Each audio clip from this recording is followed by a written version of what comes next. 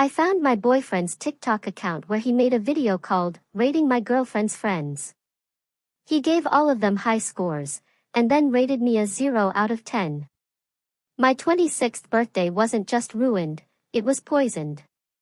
That night, I discovered a betrayal so shocking, so utterly depraved, it turned my entire world upside down and ignited a cold fury I didn't know I possessed. We were at this restaurant Harrison picked, not even my favorite place, but I was just happy he remembered my birthday this year, you know? My best friends, Rebecca and Leliana, were there too. Everything started out pretty normal, drinks, appetizers, the usual birthday chatter. But Harrison, he kept disappearing to the bathroom every 15 minutes, which was weird. During one of his absences, Rebecca suddenly got this look on her face, scrolling through her phone. She showed Leliana something, and they both just froze, their eyes wide. I asked what was wrong, and they tried to play it off. "It's nothing," Rebecca mumbled, quickly tucking her phone away. "Just some stupid social media drama." Harrison came back, all smiles, kissed me on the cheek, asked why everyone looked so serious. I lied, said we were just deciding on dessert. He laughed, told me to get whatever I wanted because it was my special day, babe. Throughout dinner, he kept his arm around me, taking selfies for his Instagram, calling me birthday girl and my world with heart emojis. It was sickeningly sweet. On the drive back to his apartment, I couldn't shake Rebecca's reaction. It just clicked with a lot of things. Harrison had been distant lately, always on his phone, canceling plans last minute. And then there was my dad. My dad owns a distribution company, and last year, after Harrison's dad lost his job and they were struggling, I convinced my dad to give Harrison a job. A really good one, paying him way more than he was worth, because my dad saw how happy Harrison made me. My dad even helped Harrison with his rent for almost a year. Thinking about all that, a knot formed in my stomach.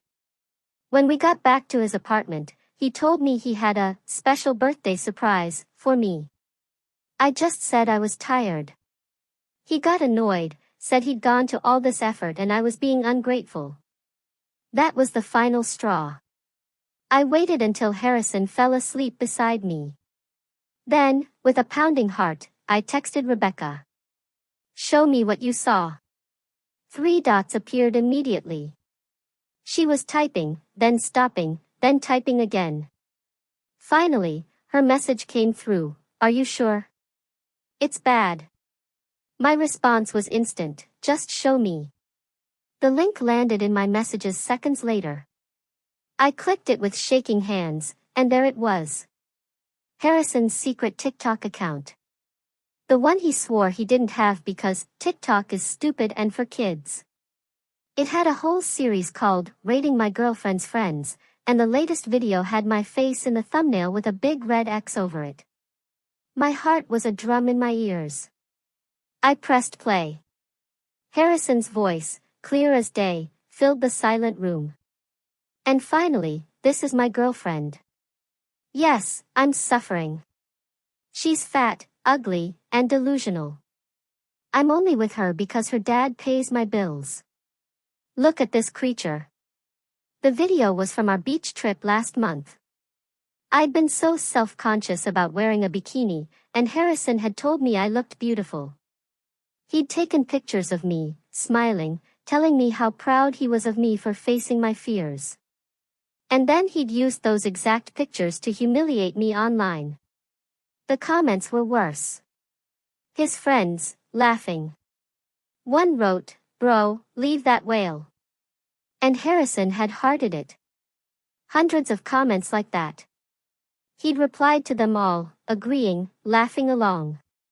The video had 47,000 views. 47,000 people had seen him mock me. I looked over at him, sleeping peacefully next to me. This man who, just hours ago, had told me he loved me. Who had spent the last 3 years making me believe he cared. Who had taken my family's generosity and repaid it by tearing me down for clout. A cold, hard realization settled in my gut. Harrison lived in an apartment my dad owned, drove a car my dad helped him buy, had a job only because of my dad. And all this time, he'd been making videos about how ugly I was and how he was just using me for money. The irony? I was the one who convinced my dad to help him in the first place. I could have woken him up right then. I could have screamed and cried and thrown his phone at his lying face. But something stopped me. A different kind of anger, colder, more calculating. I realized that if I confronted him now, he'd just deny it, or say it was a joke, or blame me for overreacting. Nothing would really happen to him. He might lose me, but honestly, the videos made it clear he didn't even want me. The only thing he'd lose was my dad's money. And that wasn't enough. Not for this. What Harrison had done deserved something much more creative. The next morning, I made him breakfast like nothing was wrong. I kissed him goodbye when he left for work. Then, I called Rebecca and Aleliana. I told them I had seen everything. And I told them I wasn't going to just cry about it. I wasn't going to just break up with him. I wasn't going to just expose him. No. That wasn't enough. I decided I needed a plan. A real plan. Something that would make him regret every single word he ever said about me. I spent the next 3 days doing a deep dive into Harrison's social media. Rating my girlfriend's friends was just the tip of the iceberg. He had accounts everywhere, Twitter, Instagram, Snapchat, all under different names, but clearly him. Each one was a toxic cesspool of him complaining about being stuck with me, posting side-by-side comparisons of me versus hot girls, and basically documenting how he was using me and my family for money. Rebecca and Aleliana came over and helped me document everything. We downloaded all the videos, took screenshots of all the comments. We even found a whole group chat with his friends where they made fun of me, my weight, even the way I talked. There was a running joke about how Harrison was taking one for the team by dating me because my dad was his meal ticket. You see, my dad has always been overprotective, single dad, only daughter. When I started dating Harrison, Dad was skeptical, but he warmed up when he saw how happy Harrison supposedly made me. When Harrison's family fell on hard times, I was the one who vouched for this piece of trash, this man who was laughing at us behind our backs. My dad trusted my judgment. I called my dad and asked him to meet for lunch, just the two of us. We met at his favorite steakhouse, and I could tell he knew something was wrong. I'd planned to ease into it, but the moment I saw his face, the way he looked at me with so much love and concern, I just couldn't hold it in anymore. I showed him everything. The videos, the comments, the messages. I watched my dad's expression shift from confusion to shock to a cold, hard anger I'd never seen before. He didn't say anything for a long time, just scrolled through screenshot after screenshot, video after video. Finally, he put down his phone and looked at me. "Are you okay?" he asked. I told him the truth, that I wasn't, but I would be. That I wasn't going to let Harrison get away with this. Dad nodded slowly. And then he said something that shocked me. "Do whatever you need to do. I've got your back." My dad isn't just some rich guy. He built his business from nothing, survived 3 recessions, dealt with competitors trying to bankrupt him. He's the kind of man who knows how to handle people who cross him. And Harrison had crossed both of us.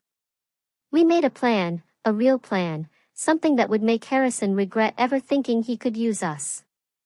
The first step was simple. Dad would transfer Harrison to the warehouse across town. Longer hours, harder work, less pay. When Harrison asked why, Dad just said there were budget cuts at the main office. Nothing personal, just business. Second step, the apartment. Technically, Harrison had signed a lease with my dad's property management company. I went through it with Dad's lawyer. Turns out Harrison had violated multiple terms, unauthorized subletting, He'd been renting the second bedroom to his friend Vincent without telling us, property damage, holes in the walls he'd covered up with posters, and even keeping a pet snake when the lease specifically said no pets. But we didn't evict him. Not yet. That would be too obvious. Instead, the property management company sent notice that they were doing routine maintenance on all units. They'd need access every day for the next 2 weeks, sometimes with very little notice. Harrison hated having people in his space. I knew this would drive him crazy. Third step, my dad called in the car loan. Harrison had missed 2 payments, something he'd hidden from me, which meant the bank could demand immediate payment in full. Harrison didn't have that kind of money. He'd have to beg my dad for help, which, of course, my dad wouldn't give. All of this happened within the first week after my birthday. Harrison had no idea I knew anything. I kept acting completely normal, the loving girlfriend, the supportive partner, all while watching his life slowly start to unravel. He complained about the job transfer. Told me he didn't understand why my dad was doing this to him. I looked him right in the eyes and said, maybe Dad's just trying to help you develop new skills. Maybe this is a good opportunity to prove yourself. Harrison nodded, like this made sense, like my dad was still looking out for him. He complained about the maintenance people, said they were coming at inconvenient times, going through his things. I suggested maybe he should clean up a bit. Maybe get rid of that snake that wasn't supposed to be there in the first place. His face. When I mentioned the snake, it was priceless. He had no idea I knew about it. He complained about the car loan, said the bank was being unreasonable. Asked if I could talk to my dad about helping him out. I said I'd think about it, then deliberately changed the subject, leaving him hanging. Rebecca and Aleliana checked in every day. They were worried I might break and confront him. But honestly, watching Harrison slowly realize his perfect setup was falling apart was way more satisfying than any screaming match could have been. By the end of the second week, Harrison was a mess. Exhausted from the warehouse work, stressed about the apartment inspections, panicking about the car loan. He started being short with me, snapping over little things, but then catching himself, remembering he needed to keep me happy, keep me believing he loved me. That's when we moved to phase 2. I accidentally left my laptop open one day when Harrison came over. On the screen was an email from my dad about revising his will. The email mentioned something about putting me in charge of the family business someday, about a trust fund that would activate when I turned 30. None of this was true. My dad and I had cooked up the fake email together. But Harrison didn't know that. That night, Harrison was suddenly super attentive. Made dinner, massaged my shoulders, told me how proud he was of me, and how he always knew I'd take over the family business someday. I smiled and thanked him, all while imagining what was going through his greedy little mind. The next day, I told Harrison I was thinking about moving in together. Said I wanted us to get a place of our own, without my dad's help. Somewhere we could really start our life together. Harrison looked panicked, started making excuses about how now wasn't a good time with his job and financial situation. I pushed a little, acting hurt, asking if he didn't want a future with me. He backpedaled hard. Said of course he wanted a future with me. Said moving in together would be amazing. Then, he suggested maybe we could use one of my dad's properties instead of finding a new place. Maybe that bigger luxury apartment downtown that Dad had just renovated? I said I'd think about it, watched him relax, thinking he'd dodged a bullet. What Harrison didn't know was that I'd already moved most of my stuff out of his apartment. All the things I'd left there over the years, clothes, makeup, books, even the special coffee machine I'd bought him for Christmas that he never used because he actually hated coffee. Rebecca and Aleliana had helped me pack it all up during the day while he was at work. I was also documenting everything, taking videos when he wasn't looking, recording our conversations, making notes of every time he lied to my face, every time he pretended to love me while I knew he was mocking me to his friends. The warehouse transfer had another purpose, too. It separated Harrison from his work friends, the ones who commented on his videos, the ones who knew the truth. I asked my dad to keep an eye on him, and he reported back that Harrison was isolated at the warehouse. Nobody wanted to be friends with the boss's daughter's boyfriend. They all thought he was a spy for corporate. Harrison's car situation got worse. Without help from my dad, and with his reduced salary, he couldn't make the payments. The bank sent a final notice. Harrison was desperate enough that he tried to go directly to my dad, bypassing me. Showed up at his office unannounced. My dad played it perfectly.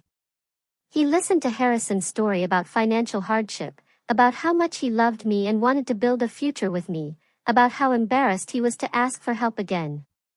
Dad nodded sympathetically, then said something amazing. If you truly love my daughter and want a future with her, prove it. Propose to her.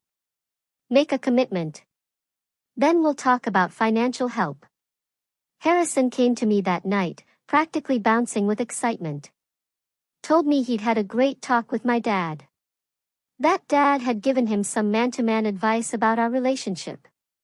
I asked what kind of advice, and Harrison said he didn't want to spoil the surprise. Then he asked what kind of rings I liked, if I preferred traditional or modern styles. I played along, pretending to be excited, showing him pictures of rings I liked. The next day, Harrison asked if we could have dinner at the same restaurant where we'd celebrated my birthday. Said he wanted to make up for being distracted that night. I agreed, secretly knowing exactly what he was planning. I called Rebecca and Aleliana, told them Phase 3 was happening sooner than we expected. Harrison was going to propose, not because he loved me, but because he thought it would solve his financial problems. They were furious on my behalf, but I assured them I had it all under control. The day of the proposal dinner, I spent hours getting ready. Did my hair and makeup perfectly. Wore the red dress Harrison had once said made me look almost as hot as Aleliana in one of his videos. I made sure I looked flawless. Harrison picked me up, complimented me nervously.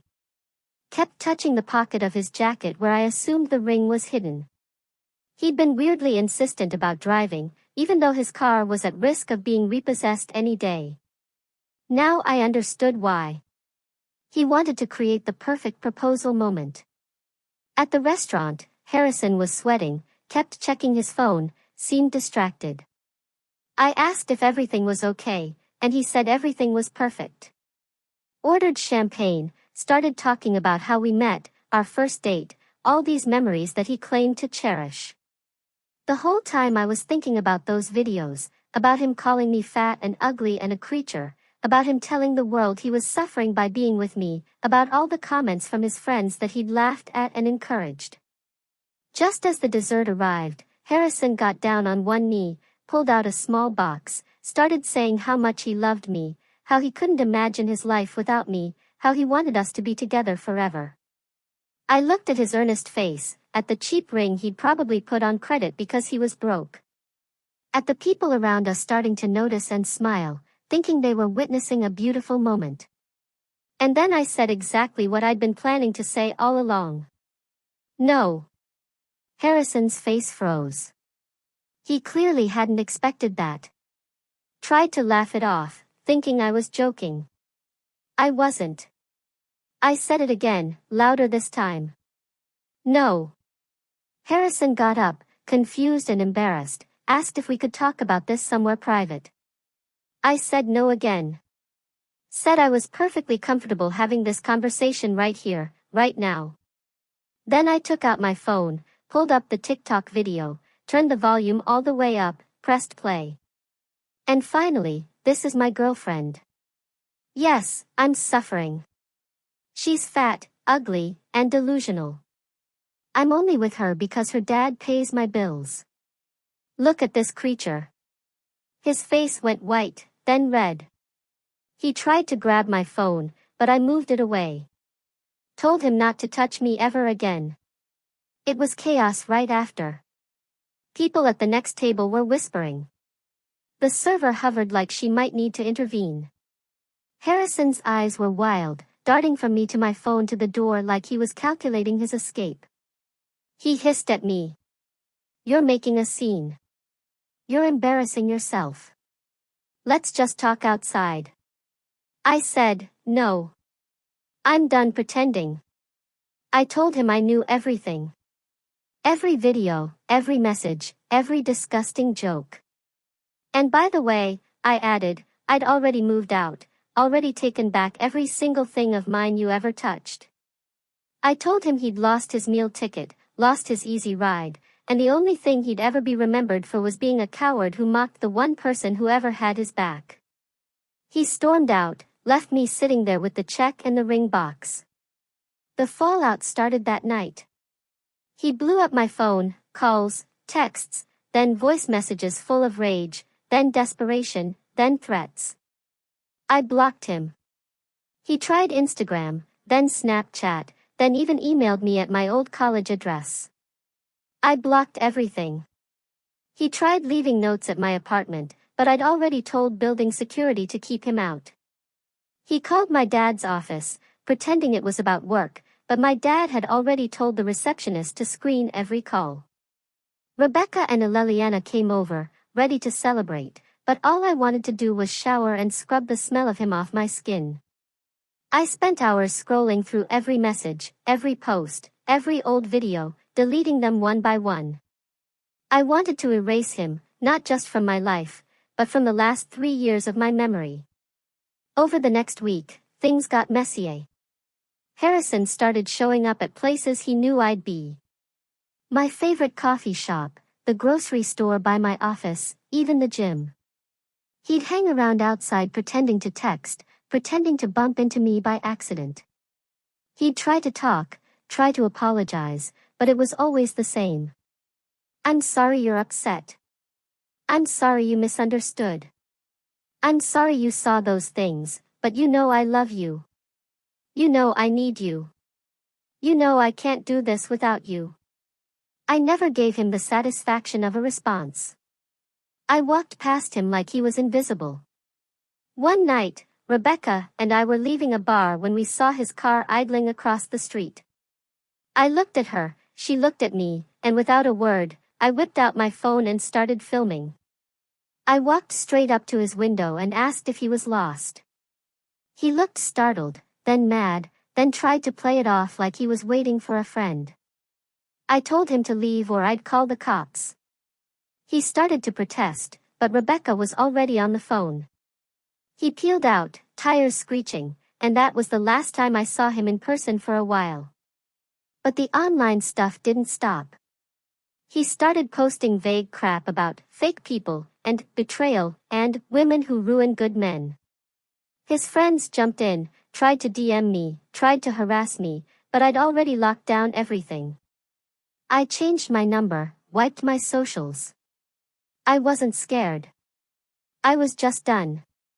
My dad offered to get me a security guard for a while, but I refused. I told him I'd handled worse than a sad little man with a TikTok addiction. Meanwhile, I was working with my dad's lawyer. We sent Harrison an official notice about the lease violations, the pet snake, the subletting, the property damage. He had 30 days to vacate, but the maintenance checks kept coming. Always with less warning, always at the worst times. He started calling the management company, yelling, demanding they stop harassing him, but all he got were polite apologies and reminders that he'd signed the lease. He tried to get Vincent, his secret roommate, to fight it for him, but Vincent didn't want to get involved. Suddenly, all those friends who laughed at his videos were nowhere to be found. The car was repossessed 3 weeks after the proposal fiasco. I didn't even know until Rebecca texted me a picture of Harrison standing on the curb, arms crossed, watching the tow truck haul it away. I kept that photo. Sometimes I look at it when I need to remember what losing looks like. Work was the last thing to go. My dad transferred Harrison to the graveyard shift at the warehouse, which meant long hours, no sunlight, and the worst jobs. He tried to complain, but nobody cared. Everyone knew who he was now, and nobody wanted to be seen talking to him. The only reason he kept the job at all was because my dad wanted to keep him close long enough to finish the plan. So, while he was busy scrambling to keep his life together, I was building my case. I had screenshots, videos, emails, text logs, everything. I met with the lawyer every other day, compiling a file so thick it barely fit in a folder. Rebecca and Eleliana helped me sort through everything, organizing by date, by platform, by level of cruelty. I saw things in those group chats I can never unsee. Jokes about my body, my voice, my family, even jokes about my mom who died when I was a kid. That one nearly broke me, but I refused to give him the satisfaction. My dad was relentless. Every time Harrison tried to get clever, like sneaking in through the building's back entrance or having friends call the company to complain about harassment, my dad shut it down. He had cameras installed in the halls, changed the locks, made sure the only people with access were the ones we trusted. Harrison tried to threaten a lawsuit, but the paperwork was airtight. All those years mocking my dad for being old-fashioned and paranoid suddenly didn't seem so funny. The apartment was the last domino. 2 days before his 30-day notice was up, I got a text from Eleliana. He's moving out. I drove by slow just to see for myself. Harrison was dragging trash bags to the curb. Nobody was helping him. He kept looking over his shoulder like he thought someone was watching. I thought that would be it, but if you think a guy like Harrison just fades out, you don't know narcissists. 2 nights later, I came home and found the words, "Gold Digging Whale," written in Sharpie on my apartment door. And you know what? I laughed. I took a picture, texted it to my dad and the property manager, and spent the next hour scrubbing it off. I never called the cops. I wanted him to know I knew it was him, and I wanted him to know it hadn't worked. I wasn't scared. I wasn't even mad. I was bored. He tried to escalate. Started messaging my dad, pretending to have evidence that I'd cheated on him, that I'd stolen from him, that I was the abusive one. My dad didn't even reply. The lawyer just added each message to the file. Harrison's last card was a letter, handwritten, left at my office front desk, begging for just one more conversation. The receptionist threw it out before I saw it. She knew the drill. Eleliana and Rebecca were worried he'd try something worse. I told them I wasn't worried. I changed my routines, kept my phone on me, never walked home alone. I wasn't an idiot, but I also wasn't going to let fear run my life. About 3 weeks after his eviction, I got a call from the warehouse manager, my dad's friend, someone I'd known since I was a kid. He told me Harrison hadn't shown up for his last 4 shifts. Hadn't called in. Hadn't picked up his last check. They'd boxed up his locker and found it full of junk. Empty energy drink cans, ripped up notes, some old photos of us from when we first started dating. The manager asked if I wanted them.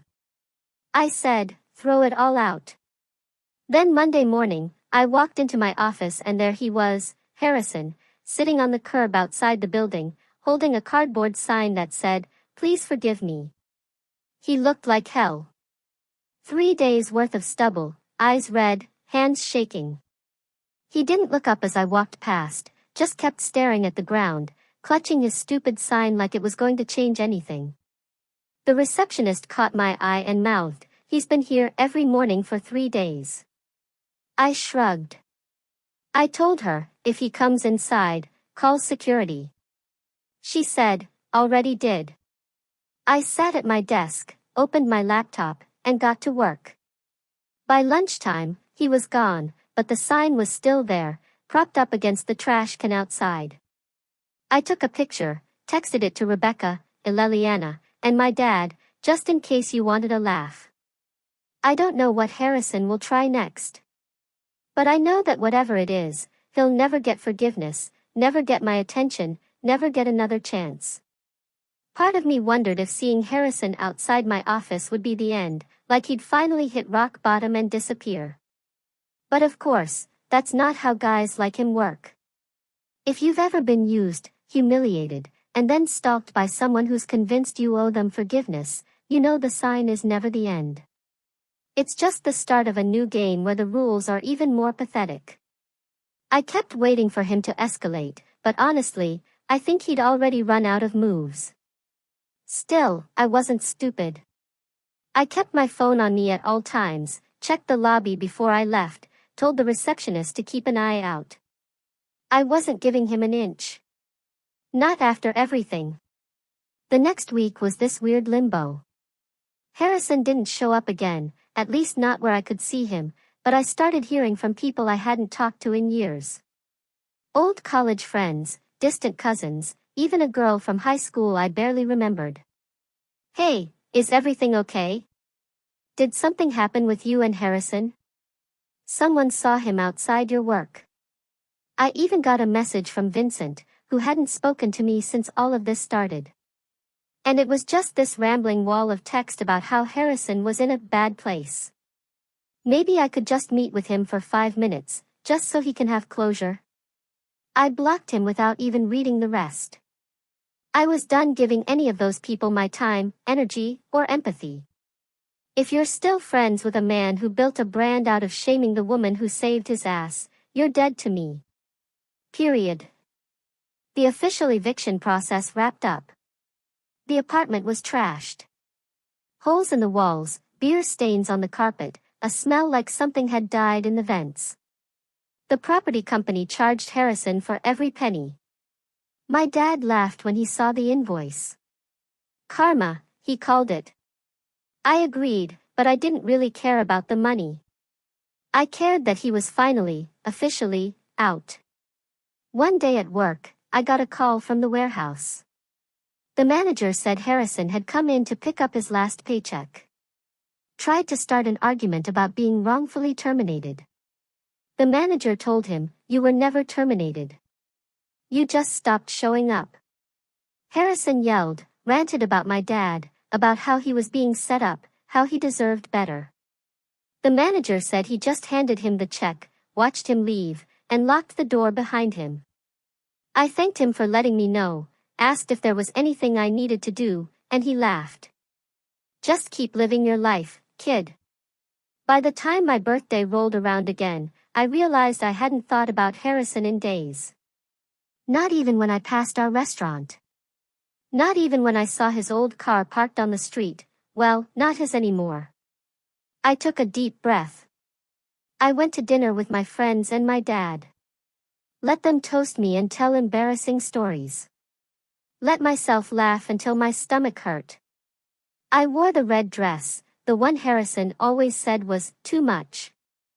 I looked in the mirror and saw someone I actually liked. Every once in a while, I'll get a weird DM or a friend request from some rando, but it doesn't faze me. I send it to the lawyer. Block. Move on. I know Harrison's out there somewhere, probably still telling some sob story about how I ruined his life. I'm not worried. I know who I am, and I know what he is. I hope he remembers every single thing he did and knows that he lost the one person who ever truly gave a damn. I hope every time he sees my name, he remembers he's nothing but a footnote in my story. A cautionary tale, not a tragedy.